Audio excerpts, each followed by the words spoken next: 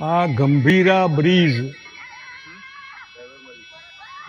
આણંદથી વડોદરા વચ્ચેનો જે તૂટી ગયો સરકારી બેદરકારીના લીધે એની મા જે પોતાના દીકરા માટે વલખા મારે છે, આર્તનાદ કરે છે કે મારો દીકરો ડૂબી ગયો.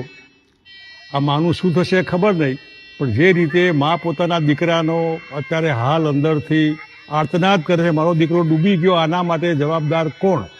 અને હું માનું ત્યાં સુધી આજની બેદરકાર સરકાર, જેને આ ચિંતા કરવી જોઈએ, એ અધિકારી હોય કે ઇલેક્ટેડ રિપ્રેઝેન્ટેટિવ પ્રતિનિધિઓ હોય, આ એમની જવાબદારી છે.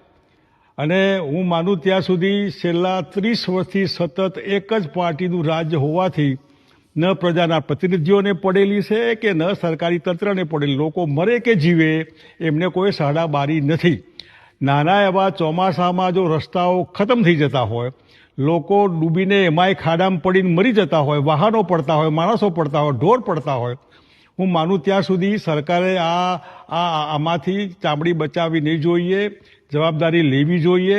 અને આ એક બ્રિજ નથી, અમદાવાદના હાટકેશ્વર બ્રિજમાં કરોડો રૂપિયા પ્રજાના પૈસાનું આધણ કર્યું. તમે ધ્યાન શું રાખો છો? અંગ્રેજો વખતે ભરૂચનો ગોલ્ડન બ્રિજ, આપણો વિવેકાનંદ બ્રિજ, જે એલિસ બ્રિજ જેને આપણે કહીએ છીએ, એનું લોખંડ જુઓ, એની ડ્યુરેબિલિટી. દરેક ઠેકાણે જ્યારે તારીખ લખેલી હોય કે આ તારીખે શરૂ થયું, આ તારીખે પતી જવાનું, એના પછીની જવાબદારી સરકારની પોતાની થાય. સરકાર ઉપર 302નો કેસ કરશે એની માં પોતાનો દીકરો ડૂબી ગયો એના માટે. ઓવર ટાઈમ તમે જો આ બ્રિજ બંધ ન કરવાના હોય, બ્રિજનું મેન્ટેનન્સ ન કરવાના હોય, આવા ગુજરાતમાં એક નહીં અનેક ઠેકાણે. બીજી બાજુ આદિવાસી વિસ્તારમાં એક ગર્ભવતી બહેન જે ડિલિવરી માટે જોરીમાં નાખીને કિલોમીટરો સુધી દૂર લઈ જવી પડતી હોય, અને એક બાજુ સરકારની બેકાળજીના લીધે આવા બધા બ્રિજ, આ રસ્તા વગેરે વગેરે જેના લીધે લોકો મરી જતા હોય, હું માનું ત્યાં સુધી સરકારે ચિંતા કરવી જોઈએ. પ્રજા પણ પોતે વિચારે કે ખાડામાં પડીને મરવા માટે તમે 30 વર્ષથી એક જ પાર્ટીને આંધળા થઈને મત આપ્યા કરો છો, અને પછી પરિણામ ભોગવવા માટે બૂમો પાડો. તમને થતું નથી કે આપણે કહેવું જોઈએ કે બરાબર નથી? આમાં હિન્દુઓ આવે, મુસલમાન આવે, ખબર ના પડે આપણે હિન્દુઓ કે કોઈ પણ હોય, આમાં હિન્દુવાદ ક્યાં આવે? એટલા માટે કે સરકારે આ પ્રમાણે વધારે પડતો આત્મવિશ્વાસ, કારણ કે પ્રજાને ટેકન ફોર ગ્રાન્ટેડ માની ચાલે. લોકો ક્યાં જવાના? જખમાઈને મત આપવાના. જખમાઈને મત આપવાના હોય તો પછી આવી મરવાની તૈયારી રાખવી પડે. એટલે હું ગુજરાતની પ્રજાને કહીશ કે મહેરબાની કરીને જ્યાં જ્યાં આવું હોય ત્યાં તમે પોતે સરકારનું ધ્યાન દોરો.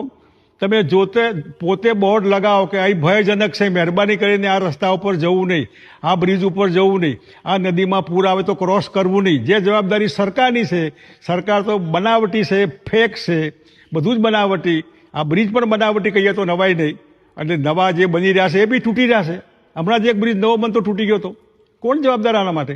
એટલા માટે ગુજરાતની જનતા, શાણી જનતા, વિકાસશીલ દુનિયામાં વહેતી આપણી આ પબ્લિક, એને પોતે વિચારવું જોઈએ કે આવું જે કંઈ હોય એમાં સરકારને બરાબર ખેંચીને ઉઘરાણી કરવી જોઈએ.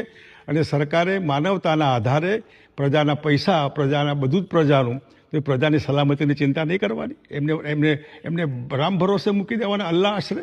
અને એટલા માટે સરકાર ધ્યાન રાખે, ફરી આવું ન બને એનું તો કમસે કમ ધ્યાન રાખે. એ ભરૂચનો વિસ્તાર હોય કે વડોદરાનો વિસ્તાર હોય, સૌરાષ્ટ્રનો વિસ્તાર હોય, આખી બસ એક લોલિયામાં આખી બસ પડીને વર્ષો પહેલાં લોકો ડૂબીને મરી ગયા હતા. કોણ જવાબદાર આના માટે? એટલે આવું ફરી ન બને.